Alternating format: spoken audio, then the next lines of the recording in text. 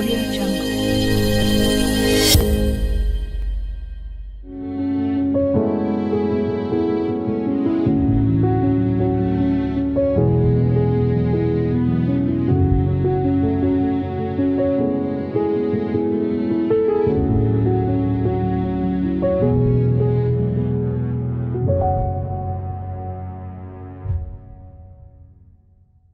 Salut Annie. Salut Jochebed. Comment ça va? Super, toi? Ça va très bien. En tout cas, je suis super contente de t'avoir dans cette émission Face au miroir. Aujourd'hui, tu vas nous partager ton histoire, tu vas nous parler de ton enfance, de ta vie, de ton parcours. Et je pense que nous avons hâte de découvrir simplement qui tu es. Avec grand plaisir et franchement, tout d'abord, merci beaucoup de m'avoir invitée. C'est avec grand plaisir que je partagerai en fait mon parcours, mon enfance et tout ce qui va avec. En tout cas, ça me fait plaisir. Aujourd'hui, on veut entendre vraiment ta vérité. Donc, tu parles vraiment avec ton cœur et qu'on te découvre dans une autre facette. Ça marche, très bien.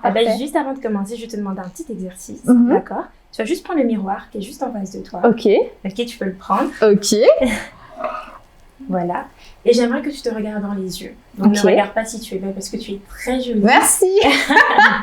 Regarde-toi vraiment dans les yeux. Ok. Et je vais juste te poser des questions. Mais lorsque tu vas me répondre, j'aimerais que tu répondes dans le miroir. Parce que là, tu parles à ton propre reflet. Ok, ça va, très bien. Parfait. Alors, qui est cette femme que tu vois dans le miroir? C'est une femme qui s'est beaucoup battue pour être là où elle est aujourd'hui. Certes, elle n'est pas encore là où elle voudrait être, mais elle va continuer à se battre. Elle est très fière de là où elle en est aujourd'hui. C'est une femme qui arrive là où elle veut. Elle ne l'a jamais prise. C'est une femme super ambitieuse, très courageuse. Certes, avec beaucoup de parcours qui sont passés avant d'être là où elle est aujourd'hui. Mais je vois une femme très forte en fait, très très forte. Et d'où tire cette personne que tu vois cette force? Je pense que cette force, je l'ai de ma maman. J'ai une maman comme moi, même bien plus forte que moi. Il faut savoir que j'ai grandi sans papa. J'ai perdu mon papa quand j'avais 7 ans. Il est décédé d'un accident de moto. Donc, je ne sais pas qu'est-ce qu'avoir un père, qu'est-ce qu'un père, tout simplement. Je n'ai pas eu ce côté paternel. Et je pense que c'est grâce à ça que j'ai réussi en fait à me forger et à devenir la femme que je suis aujourd'hui et surtout avoir cette force en fait. Et quel dernier mot tu voudrais dire à la personne que tu vois? Déterminée. Ok, super, merci. Tu veux reposer le miroir. En tout cas, c'est super intéressant. On voit beaucoup de force, beaucoup de puissance dans ce que tu dis. Je vais premièrement te donner une photo. Ok. C'est une photo de toi. Ok. Lorsque tu étais plus jeune. Ok. Ça va? Je fais bouboule. Mais tu étais toute mignonne. Merci. En regardant cette photo, qu'est-ce que tu te dis? En te voyant comme ça petite, à cette époque, dans cette période bien définie où tu étais, dans ton enfance, je pense que peut-être tu as des souvenirs même de ce moment. Ouais. Qu'est-ce que ça t'évoque lorsque tu regardes cette photo? Heureuse, épanouie. Je vois que j'étais déjà coquette quand j'étais petite. J'avais ma mère, mon père à ce moment-là. Ma sœur, je sais pas trop, je sais plus vraiment. Mais une chose est sûre, c'est que j'étais entourée de mes parents et c'était la plus belle chose. Quand on est enfant, on est innocent, on se rend compte de rien en fait, de la réalité, de la vie. Notre bonheur, c'est nos parents. Et du coup, là, j'étais la personne la plus heureuse, je pense. Parce que j'étais entourée de ma mère et de mon père. Et tu nous as dit que tu as perdu ton papa. Tu l'as perdu à quel âge? J'avais 7 ans. Tu avais 7 ans et sur la photo, tu as? Je pense que j'ai une histoire de 4 ans, 3-4 ans maximum, quelque chose comme ça. Et ce sont vraiment tes meilleurs souvenirs lorsque tu étais entourée de tes deux parents? Oui. Et tu as des souvenirs du coup avec ton papa? Ah oui, j'en ai. Chaque jour, j'essaye de me remémorer, de me souvenir de lui pour ne pas oublier vu que je l'ai perdu très très jeune. Aujourd'hui, j'ai 27 ans, presque, ça va faire bientôt 20 ans que mon père est parti. Chaque jour, même si c'est qu'un petit détail, j'essaye de m'en rappeler pour ne pas l'oublier, en fait, tout simplement. Ouais. Et du coup, là, tu avais 5 ans, 4 ans? Ouais, 4-5 ans, un truc comme ça. Et du coup, il y a eu la mort de ton papa, tu peux me redonner la fin? S'il te plaît. Assez vite. Lorsqu'il y a eu la mort de ton papa, quelle est la rupture qui s'est passée en toi-même entre l'entourage, l'environnement d'amour que tu ressentais et le moment où, du coup, papa n'était plus là, donc il y avait comme... un manque, il y avait une personne qui n'était plus là. Comment tu as vécu cette rupture? Très très mal. Au début, je me rendais pas compte, parce que là, on a 7 ans, on se rend pas compte qu'une personne soit partie. On se rend pas compte, en fait, que voilà, elle nous a quittés et elle ne reviendra plus jamais, en fait. Et mon père, c'était mon meilleur ami, comme j'étais sa meilleure amie. Ma mère, quand elle nous raconte des histoires, ben, je me rends compte que j'étais très proche de mon père parce que voilà, j'étais sa première fille, l'aînée, j'étais l'aînée et en fait, il me considérait comme son fils. Comme son fils, en fait, il faisait tout avec moi. Certes, je l'ai pas connu aussi longtemps que j'aurais voulu le connaître, mais quand il est parti, j'ai été fâchée en fait contre lui et contre Dieu aussi pendant de très longues années parce que je me suis dit mais il m'a quand même retiré quelque chose, il est parti, il m'a pas dit au revoir, il a pas dit au revoir à maman, il nous a pas dit adieu en fait et il est parti, il nous a laissé comme ça. Une femme de 27 ans, ma mère, moi qui avais 7 ans, ma sœur qui avait 4 ans. Donc il est parti, il nous a laissés et je me suis retrouvée seule en fait. J'étais vraiment seule et j'avais perdu mon repère en fait. Et aujourd'hui, quand je réfléchis, au moment où j'ai perdu mon père, je me rends compte que j'ai perdu mes repères. J'avais vraiment perdu mes repères. Et Dieu merci, aujourd'hui, je retrouve parce que je me rends compte de beaucoup de choses. Mais à ce moment-là, j'étais seule en fait. Mais lorsqu'on a 7 ans et qu'on perd son repère, son père, quel conseil tu pourrais donner à des enfants qui, même plus jeunes que toi, ont perdu un des parents, un maman, une papa? Qu'est-ce qu'ils peuvent réellement faire pour pouvoir s'en sortir? Parce que c'est vrai, ne pas avoir de repères, ça peut nous déstabiliser. Tout à fait. Clairement faire des choses qu'on n'aurait pas fait s'il y avait la présence paternelle. Tout à fait. Quelle a été ta force à toi pour te dire que, ok, c'est vrai que papa n'est pas là, ça me fait extrêmement mal, mais je dois continuer à avancer? J'en ai fait des bêtises comme nous tous. Voilà, quand on est petit, quand on est adolescent, on doit passer par cette phase. Exactement. Moi, je pars du principe que si un enfant ne fait pas de bêtises, cet enfant n'a pas une enfance correcte en fait. Enfin, on fait tous des bêtises dans la vie. Et moi, le conseil que je pourrais donner, c'est s'accrocher en fait à ce qu'on aime, à ce qui nous reste en fait. Profiter. Parce que normalement, Dieu merci, encore aujourd'hui, elle est là, elle est en bonne santé. Moi, je me suis juste accrochée à ma mère. Je me suis accrochée à ma mère. Je suis devenue en fait l'alliée de ma mère. Et encore aujourd'hui, ça s'est forgé. Donc vraiment s'accrocher aux personnes qui sont encore là et profiter avec eux tout simplement. Ma sœur et moi aujourd'hui on est inséparables, personne peut nous séparer. Pourquoi? Parce qu'en fait on a passé cette phase ensemble. Certes on ne comprenait rien, elle moins que moi, mais on a passé cette phase ensemble. Maman elle partait, elle était en deuil, elle partait, elle travaillait, c'est une femme de ménage, ma mère, je l'assume complètement. Elle faisait 3-4 maisons en une journée, elle partait à 8h, elle rentrait à 22h, elle nous laissait seuls. C'est moi et ma sœur en fait qu'on a grandi ensemble. Et je suis super fière de la personne qu'elle est aujourd'hui et la femme que je suis moi aujourd'hui en fait, tout simplement. Donc vraiment ta sœur a vraiment été aussi un appui, une force pour toi j'imagine. Oui, le fait d'être grande sœur, tes yeux pétillent. Ouais je sais. Ouais je sais. Non.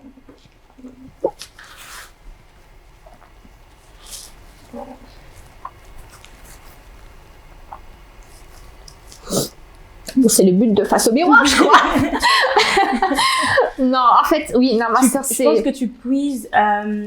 c'est ce que je ressens, mais tu dis si je me trompe, tu puises vraiment ta force en ta petite sœur. C'est-à-dire que comme elle, du coup, est plus jeune et que toi, peut-être, as dû supporter certaines choses. C'est ça. Tu veux pas, en fait, qu'elle ressente peut-être que ça ce manque peut-être paternel. C'est ça. Et encore aujourd'hui, hein.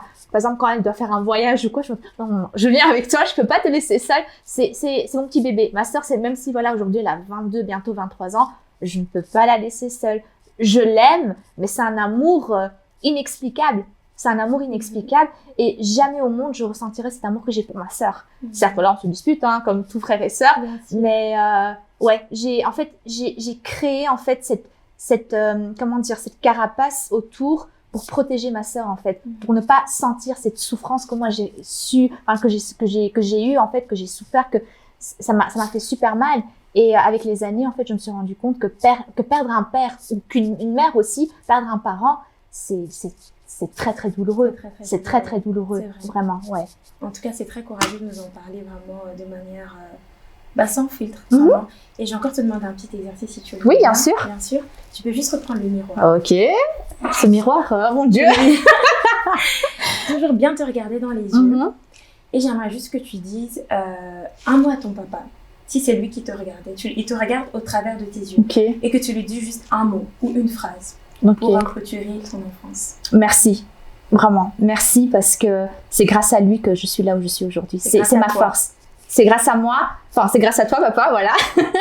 Et la force que tu n'as pas su utiliser, enfin par après, ben, tu m'as tout transféré en fait. Tu m'as transmis cette force et aujourd'hui, j'utilise ta force tout simplement. Et c'est pour ça que je suis là où je suis aujourd'hui et c'est pour ça que j'irai là où je veux y aller. C'est pour toi. C'est vraiment pour toi. C'est magnifique. Et que ton papa repose vraiment. Merci. On va passer à la deuxième étape. Ok. Alors, je te donne cette photo. Ah. J'aimerais que tu me décris cette photo. Qui était Annie à cette période? Quels étaient les rêves de Annie à ce moment-là? Qu'est-ce qu'elle voulait faire de sa vie? Où voulait-elle aller? Voilà, dis-nous tout. Ok, ben, c'était ma période d'adolescence. J'avais, je pense, 17 ans, quelque chose comme ça. Ouais, dans ces phases-là. J'étais... En fait, à cette phase-là, j'avais l'impression... Enfin, oui, je n'avais pas confiance en moi. Je n'avais pas du tout confiance en moi. Mais je ne le montrais pas. En fait, je m'étais créé une double facette à montrer une femme forte, puissante, que je gère tout ça. Mais en fait, non, j'étais brisée en moi. Et c'est vers cette époque-là qu'en fait, j'avais enfin accepté que mon père soit parti. Ok, t'as fait ton deuil un peu plus tard. Ouais, j'ai fait bien plus tard. Ouais, oui, donc souvent le deuil se fait pas directement. Non, moi j'ai fait une dizaine d'années plus tard en fait, le deuil de mon papa, parce que j'étais super fâchée avec lui. Et c'est vers ces moments-là que j'ai enfin fait mon deuil, que j'ai accepté. Je peux te poser une question. Oui. Faire le deuil, pour toi, si tu devais donner un synonyme, c'est quoi? C'est accepter, c'est vivre avec, c'est quoi concrètement faire un deuil? Oui. Pour moi, faire un deuil, c'est tout simplement accepter que cette personne soit partie et que tu dois accepter de vivre sans cette personne. D'accord. Et tant que tu n'as pas accepté que la personne n'est plus là et que tu dois vivre sans sa présence, tu n'as pas fait ton deuil. Tu n'as pas fait ton deuil. D'accord. Et à cette période-là, je commençais. C'est un cheminement. Ouais, c'est pas d'un coup, voilà, je me réveille, ok, j'ai fait mon deuil, merci papa, merci pour tout. Non, vraiment pas. Je commençais à accepter. Ça a pris du temps. Effectivement, ça a pris beaucoup de temps pour que j'arrive à cette phase finale en disant, ok, d'accord, voilà, c'est bon, on a fait, j'ai accepté que tu sois parti. Maintenant, pour dire à ce moment-là comment est-ce que j'étais, donc j'avais pas de confiance en moi, donc je me suis créé une carapace. Je montrais une force que je n'avais pas en fait, absolument pas. Je n'avais pas cette force. Et comme j'ai dit, ma maman c'est une femme de ménage, donc en fait elle a eu la chance de tomber chez des familles très très aisées. Et du coup, ces personnes nous ont un peu pris sous leurs ailes et ils nous ont vraiment aidés sur beaucoup de points. On voyageait avec eux, etc., etc. Donc depuis toute petite, en fait, j'ai vu cette vie de luxe quelque part. Et j'adore cette vie de luxe. J'adore ça, j'adore vraiment. Et en fait, en allant tout le temps, par exemple, au sud de la France, à Saint-Tropez, en Corse, bref, à Cannes, etc., en fait, je me suis dit, pourquoi ces gens ont le droit d'être riches, d'accord, alors qu'ils sont même pas encore nés, ok. Et nous, en fait, on doit n'être pas pauvres, hein. Je n'ai pas été pauvre, je viens d'une famille modeste, si je peux dire ça comme ça. Pourquoi nous, en fait, on doit se battre pour réussir? Pourquoi est-ce que nous, à la fin du mois, est-ce qu'on doit compter et dire, voilà, putain, merde, je peux pas, parce que voilà, ma fille veut ça, je peux pas lui offrir, parce que voilà, on manque de moyens. Je me suis dit, il y a une chose qui est sûre, c'est que je deviendrai cette riche et que mes enfants ne manqueront absolument de rien. Donc aujourd'hui, c'est ça mon combat. Faire en sorte que mes enfants ne manquent absolument de rien. Donc c'est là qu'en fait est née cette force. C'est à partir vraiment de cette période. Ouais, c'est à partir de cette période-là qu'est née cette force. Donc comme j'ai dit, j'avais pas confiance en moi, mais en parallèle, c'est à ce moment-là que cette force a commencé à se réveiller en moi. En fait, ça s'est transformé un peu comme une rage. Exactement. Pas contre la vie peut-être, mais pour se battre. Pour se battre, exactement. Et c'est là que je disais, pourquoi mon père est parti? Pourquoi est-ce qu'il est parti? Il a laissé ma mère. Ma mère doit travailler jour et nuit pour subvenir à nos besoins, pour nous offrir la meilleure vie, parce que on voulait un truc, elle nous achetait. Mais qu'est-ce que j'en sais si le soir elle pleurait pas? J'en sais rien. Ça, oui. J'en sais rien. Et c'est à ce moment-là qu'en fait il y a cette rage qui s'est propagée en moi, à trouver cette vie injuste, à dire pourquoi est-ce que Dieu va me retirer une personne qui m'était chère en fait. Mon père c'était mon repère. Il me l'a retiré. Ma mère doit se battre pour qu'on arrive là où on veut, pour nous donner en fait notre meilleure jeunesse, si je peux dire ça comme ça. Et nous, en fait, on est là, on peut rien faire. Et c'est depuis ce moment-là qu'en fait, j'ai décidé de devenir cette femme riche, cette femme puissante, pour que mes enfants ne dépendent de rien, enfin, ne manquent de rien plutôt. Voilà. Ah ben super, on va aller directement à cette étape-là où tu me parles de cette femme forte. Et je vais te montrer une photo de toi aujourd'hui, une très belle photo d'ailleurs. Merci. Explique-nous déjà qui est cette femme qu'on est en train de voir là, à cette période-là bien définie? Oh, là, c'est une femme qui a vraiment confiance en elle, hein. Ouais, je pense que tu peux le confirmer. J'ai encore cette petite carapace, hein, je ne mens pas, d'accord? Ok. J'ai encore cette petite carapace. Pour te protéger, Oui, peut-être? oui, en fait, je me méfie beaucoup des gens. Je me méfie D'accord. énormément des gens, surtout des hommes. Je me méfie énormément.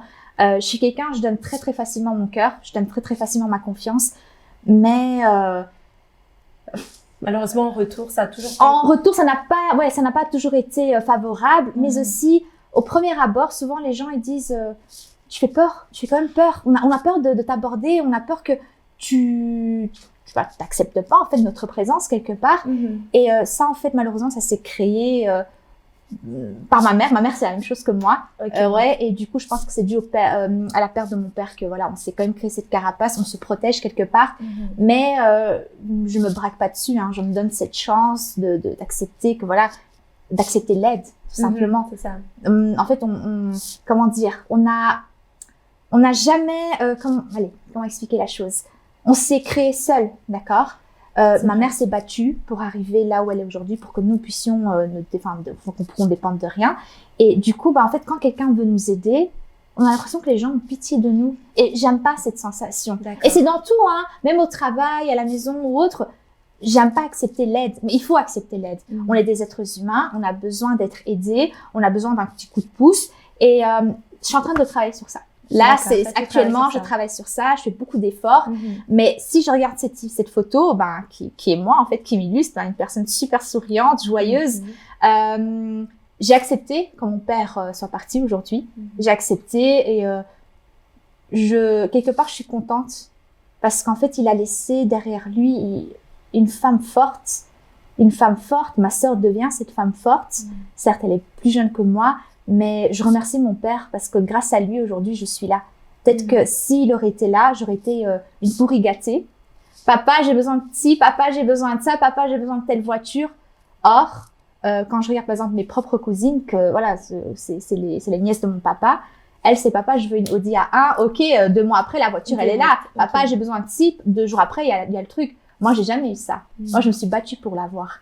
Si je veux telle voiture, je vais travailler pour l'avoir. Je veux tel sac, je vais travailler pour l'avoir. Et c'est ça, en fait, être une femme puissante.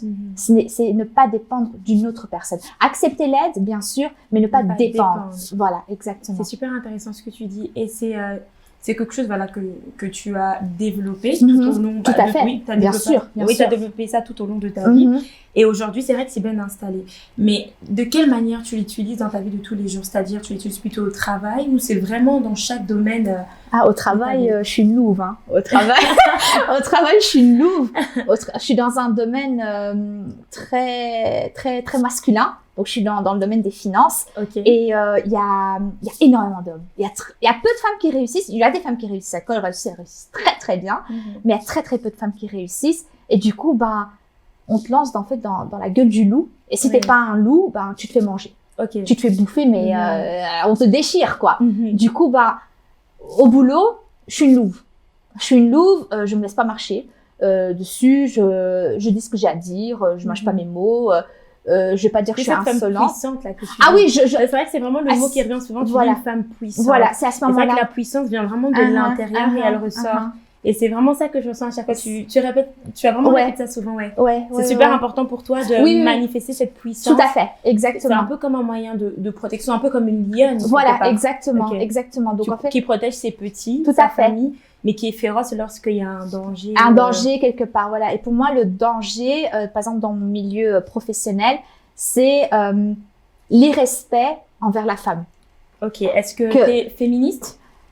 Pas totalement, mais je défends ce point-là parce que aujourd'hui, et il y a 3 jours de là, j'ai vécu un cas où ça m'a vraiment traumatisée. Je suis pas sortie de mon lit pendant 2 jours, j'ai pleuré parce que en fait, je me suis faite limite agresser en rue. J'étais à 2 rues de chez moi, je rentrais chez moi, il y avait plein de gars dans la rue, des Arméniens en plus, donc je suis arménienne. Et en fait, en passant, ils m'ont traité de prostituée, etc., mais ils ne savaient pas que j'étais arménienne. Je me suis retournée. Cette force est sortie, cette rage. Je les ai insultés en arménien, ils sont restés bouche bée. Bref, on s'est engueulés, je suis rentrée chez moi, puis mes cousins sont arrivés, voilà, parce que voilà, les Arméniens ont vraiment le sang chaud. Et en fait, pourquoi je vous dis cette petite parenthèse, c'est que c'est dommage aujourd'hui qu'une femme ne puisse pas sortir en rue, qu'il soit 9 heures du matin, en après-midi ou en soirée ou pendant la nuit, et ne pas être en sécurité. Ne pas être en sécurité, qu'on va juger une femme par sa tenue. Par sa tenue. Certes, j'adore être coquette, hein. Donc voilà, je me mets en valeur, bien sûr. Pourquoi est-ce que je devrais me cacher? Et quand je vois des cas pareils, je trouve ça super désolant parce que je me dis, mais on est au 21e siècle. L'homme ne respecte toujours pas la femme. Et donc là je reviens sur mon aspect professionnel, quand tu vois une femme réussir dans le domaine où il y a que des hommes qui réussissent quelque part, leur ego, Okay. ah ouais, hein, leur ego, clairement un coup, ah oui. Et surtout quand tu fais pas ton clapet correctement, aussi, quand voilà, t'as une prestance, t'as un charisme, ah oui, t'es là. Ouais, je suis là. T'es là. On entend quand j'arrive, on sait que je suis là. Je me fais entendre, je fais savoir à tout le monde que je suis là. Je suis pas la petite fille qui se cache, qui fait pas de bruit ou quoi. Non, je fais pas du bruit pour rien. Je fais du bruit. Et le pire, c'est ça en fait. J'ai toujours un collègue qui dit, il y a deux sortes de femmes dans ce business, d'accord? Soit c'est une qui va ouvrir sa gueule constamment, mais qui va réussir quand même. Soit une qui va ouvrir sa gueule, mais elle va jamais réussir. Il fait, et Annie, c'est ce genre de femme. Elle va ouvrir sa gueule, d'accord? Mais cette femme va réussir. Et quand j'entends des hommes dire ça, bah, moi, ça m'encourage quelque part. Et puis, quand je vois des petites merdes, là, qui te font croire que voilà, je te soutiens, etc., tu vas réussir. Mais en fait, derrière toi, ils font tout et n'importe quoi pour que tu ne réussisses pas. Bah, moi, c'est ça qui me donne de la force et de dire, écoute, mon coco, dans 2 ans, moi, je serai là et on en parlera, en fait. On sera au même niveau. Donc, c'est ça qui me donne cette force aujourd'hui. Et quand je regarde cette photo, c'est cette force-là. Et je me dis, je vais réussir. Je vais réussir, peu importe de quelle manière, je vais réussir. Et je suis fière de la personne que je suis aujourd'hui, en fait. Et je pense que tout commence vraiment par la parole. Si tu crois que tu vas réussir, tu vas te donner tous les moyens pour réussir. C'est ça. C'est vraiment ce qui en ressort. Et du coup, tu es dans l'entrepreneuriat. C'est ça. Est-ce que tu peux nous expliquer un peu, du coup, comment ça se passe? Parce que bon, l'entrepreneuriat, par exemple, ici en Belgique, c'est pas quelque chose qui est énormément prôné. Exactement. On nous donne un peu le parcours un peu, un peu linéaire. Voilà, aller à l'école, diplômé, tu vas trouver un travail. Déjà, on va commencer par là. Toi, qu'est-ce que tu penses de ça? Est-ce que tu penses vraiment que l'école nous donne la réussite, la gloire, l'argent? Parce qu'en vrai, disons qu'on fait tout ça pour de l'argent quand même. Écoutez, on va parler cash. Non. Non? Pour moi, non. Ok. Non. Tu vas nous expliquer ça tout de suite. Pas non à 100%, mais non dans le sens où, certes, on a besoin de l'école, pour s'instruire. Aujourd'hui, c'est grâce à l'école que je sais écrire, que je sais lire, que je sais parler, que je sais compter, même si j'étais nulle en maths. J'étais vraiment nulle en maths. On a besoin de l'école pour la base, d'accord? Mais moi, encore l'autre jour, je discutais avec des amis à moi, je disais qu'en fait, ils doivent quand même mettre des cours, surtout quand on est en secondaire, au moins 2 heures par semaine, comme géographie, histoire de l'art, etc., sur l'entrepreneuriat. Parce que, certes, moi, quand j'étais à l'école, j'étais nulle, hein, je le dis clairement, j'ai doublé 3 fois, j'ai fini mes études en tourisme, donc j'étais en technique.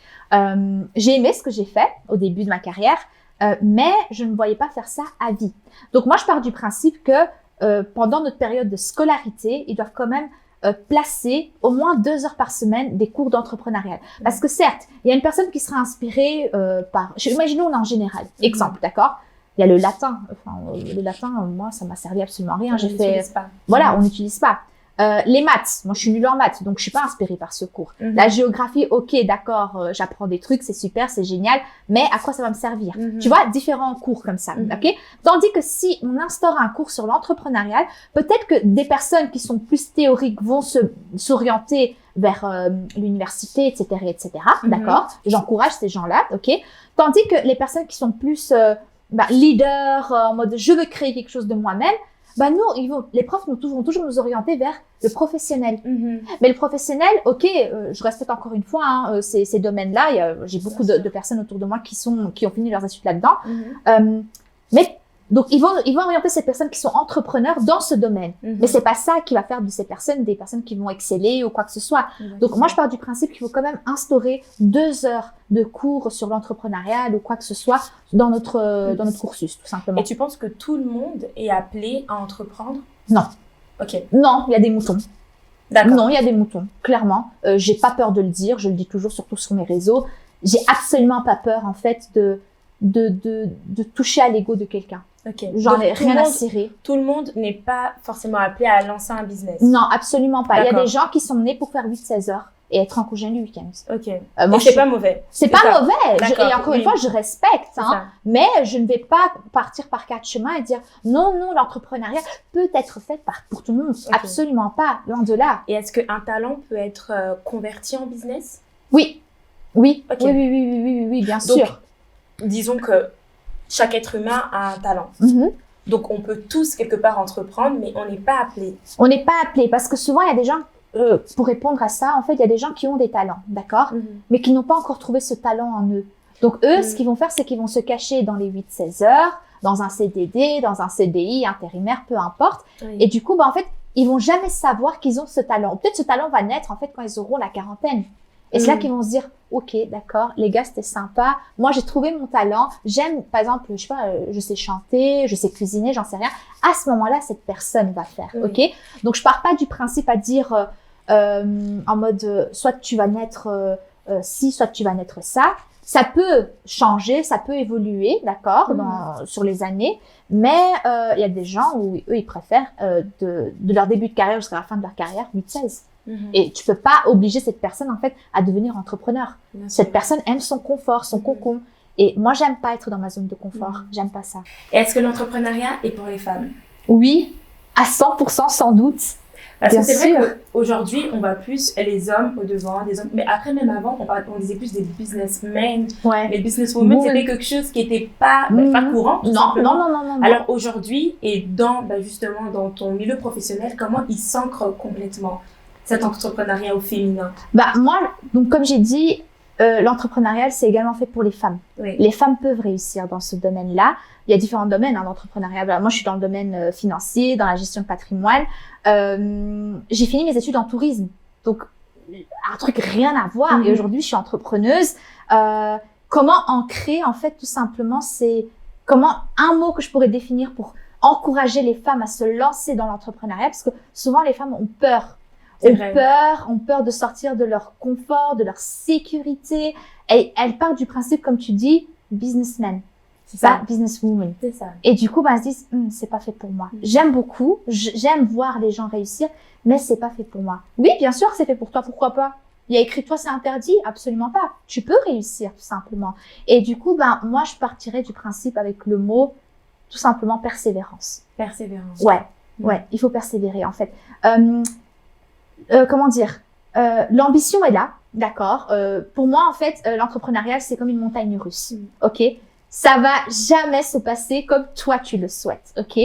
En fait, il faut avoir un mental d'acier dans le milieu d'entrepreneuriat parce qu'en fait, un jour ça va aller, 3 mois ça ne va pas aller, 2 jours ça va aller, et puis sur 3 mois tu vas exceller, et puis bam tu vas chuter. Et en fait, tu dois trouver cette constance, d'accord? Et moi, quand je recrute des collaborateurs, je leur explique le business, etc., je fais un simple dessin.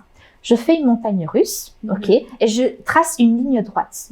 Je dis les émotions, c'est la montagne russe, d'accord? Un jour ça va aller, un jour ça ne va pas aller, etc. Et la ligne droite, c'est ta constance, ton ambition. Tout simplement, ton rêve, ton objectif. Tu dois voir en fait au bout du tunnel, quel est ton objectif. Et dans ce tunnel, tu vas avoir plein d'obstacles. Fatigue, tristesse, colère, je sais pas moi, voilà, plein de trucs, tu discutes avec ton gars, etc. Ça ne va pas. Tu dois tout jeter à gauche, à droite, d'accord, faire abstraction et viser en fait ton point final. Tant que tu as ton point final éclairé, tu vas réussir. Il y a beaucoup de choses qui peuvent se passer, d'accord? Donc moi, j'encourage fortement les femmes à se lancer dans l'entrepreneuriat parce que c'est une folie. Tu ne dépends plus des 1 500 € que ton employeur va te donner. Tu dois plus te lever, courir, badger, arriver en retard, etc. Tu dois plus écouter leurs critiques, leurs remarques, etc. Tu dis fuck off et tu te lances toi-même et tu es ta propre boss, en fait. Certes, tu es ta propre boss, mais pour réussir, tu dois être ton propre employé. Et moi, c'est ça que je me suis ancrée en moi, c'est que je suis ma propre boss, mais si je ne travaille pas, je vais rien avoir à la fin du mois. Donc, je travaille 40 heures semaine, je travaille. Donc, ça ne veut pas dire que je suis entrepreneuse, que je vais travailler quand... Oui, je travaille quand je veux. Par exemple, avant 11h, je ne travaille pas. Moi, j'adore dormir, donc ne me faites pas chier avant, d'accord? Mais je peux travailler jusqu'à 23h, par exemple. Et tu penses qu'avoir la femme dans l'entrepreneuriat, c'est réellement une force? Oui. C'est une plus-value, c'est vraiment un avantage dans ce domaine-là? Oui, certainement, parce que en fait, la femme va tout simplement apporter ce que l'homme ne peut pas apporter. Je pars du principe, son charisme, son charme, la manière dont elle va apporter la chose. Une femme est beaucoup plus convaincante qu'un homme, on va clairement dire les choses, hein, on va pas passer par 4 chemins. On arrive en fait à convaincre d'une certaine manière que l'homme n'arrive pas. Et je pars surtout du principe que on arrive à rassurer la personne qui est en face de nous. Une personne a toujours plus confiance à une femme qu'un homme, on est bien d'accord, hein. D'accord, si tu vois la maternelle joue peut-être. Exactement, tout à fait, exactement. Si par exemple tu marches en rue, il y a un gars devant toi ou il y a une femme, tu vas plus avoir confiance, plus avoir facile à passer devant la femme que l'homme. Tu vois, et c'est pareil dans le business, peu importe dans quel domaine. Du coup, oui, la femme peut même mieux réussir que l'homme. Ok. Ouais. Si elle sait utiliser ses outils d'une manière intelligente, d'accord, elle peut réussir mieux que l'homme. Quand je dis utiliser son charme, etc., ça ne veut pas dire mettre des décolletés, etc., etc. Oui. Non, restez toujours dans le professionnalisme, restez toujours classe, très élégante, d'accord, mais avec un caractère.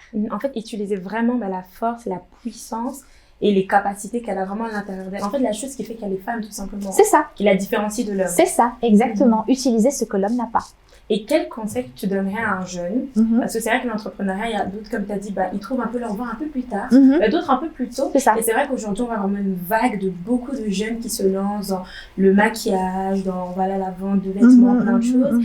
Quel conseil tu leur donnerais pour, en tout cas aux femmes plus particulièrement, pour vraiment rester constante? Parce que tu nous as parlé un peu de qui monte et qui descend. Mais comment rester constante lorsqu'on est jeune, ok, mais surtout lorsqu'on est femme et lorsqu'on est au milieu des deux?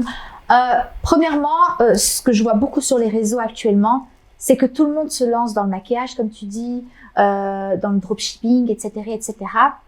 N'allez pas où il y a tous les moutons. Ne faites jamais ça, c'est une erreur en fait. C'est vraiment une erreur. Parce qu'en fait, tout le monde fait la même chose. Donc, du coup, la concurrence est énorme. Est énorme. Donc, du coup, tu vas devoir te battre. Mais mets-toi dans un truc où tu vas pas te battre. Fais ça, mais là où tu vas exceller, fais en sorte qu'il n'y ait pas beaucoup de concurrence. D'accord? Maintenant, aujourd'hui, quand je regarde les personnes qui font maquilleuses, prothésistes, machin, bidule, les ongles, les cils, micro, machin, bref, d'accord? Moi, je suis pas trop dans ce truc-là. Tout ce qui est esthétique, on va dire ça comme ça. Mais il y a une concurrence, mais incroyable, hein. Mais incroyable. J'ai énormément de copines. Pendant le Covid, elles se sont lancées dans ce truc. Mais au final, tu sais plus où aller. C'est toutes tes copines. Moi, je vais nulle part. Moi, je reste chez moi. Je suis très neutre, voilà. Comme courage. Comme ça, il n'y a pas de jalouse, il n'y a rien. Faites vos trucs, d'accord? Donc, du coup, moi, le conseil que je donnerais vraiment, comme j'ai dit, n'allez pas où il y a les moutons. Soyez un loup. Soyez une louve. Allez là où il n'y a pas beaucoup de concurrence, où ce n'est pas vraiment exploité. C'est là que vous allez créer, en fait, votre business à vous. Vous allez implanter votre point, d'accord? Donc, vous allez devenir en fait le pionnier. Et lorsque vous devenez le pionnier, qu'est-ce qui se passe? L'autre, quand il va arriver, il va vouloir te recopier. Mais toi, tu as ton secret. Tu deviens une référence. Exactement. C'est ça qu'il faut faire. Devenir une référence, tout à fait. Un mouton. Voilà. Absolument pas. Vraiment pas. Bon, on va finir sur ces mots. Donc, être une référence et ne pas être un mouton. Je pense que c'est une très belle phrase qui me parle aussi. Parce que c'est vrai que, moi aussi, on m'a toujours un peu bercé dans le parcours très traditionnel. L'école et tout ça. Et ça m'a beaucoup aidé parce qu'aujourd'hui, ce que je fais, c'est vraiment grâce à l'école et toutes les capacités que j'ai développées. C'est grâce à l'école. Mais en fait, il y a plus que l'école. Bien sûr. L'école ne donne pas la réussite. Aujourd'hui, je peux avoir un diplôme, mais je n'ai pas trouvé de travail. C'est ça. C'est ça. Et quand je recrute, c'est ce que je dis à mes nouveaux recrues. Je donne cet exemple, je dis, OK, aujourd'hui, on est dans un système que tu as un diplôme, tu as un putain de diplôme, d'accord? Désolée de ma vulgarité. Tu as un putain de diplôme, mais tu n'as pas d'expérience. Donc, ils vont dire, écoutez, vous avez un très, très bon diplôme, mais malheureusement, vous n'avez pas l'expérience. Donc, je ne peux pas vous recruter. Ou bien, votre diplôme me coûtera trop cher, d'accord? Ou l'effet inverse. Vous avez pas de diplôme, mais vous avez l'expérience, vous avez fait des stages, etc., etc. Waouh, vous avez fait tel stage à telle boîte, etc., etc. Mais désolé, j'ai besoin d'un diplôme, donc je ne peux pas vous recruter. C'est ça le système actuel aujourd'hui en Belgique. Et il faut savoir que, en dehors de tout ça, on vous donne quand même l'opportunité de réussir Moi, personnellement, quand je recrute aujourd'hui, j'en ai rien à cirer que tu aies fait un doctorat ou un master ou bachelier. Tant que tu as un CESS, tu veux réussir, tu es ambitieux, let's go, on y va. On y va. Je m'en fous qui t'étais avant, tu étais un dealer, tu étais qui que ce soit. Bon, je vais quand même regarder le profil, je déconne.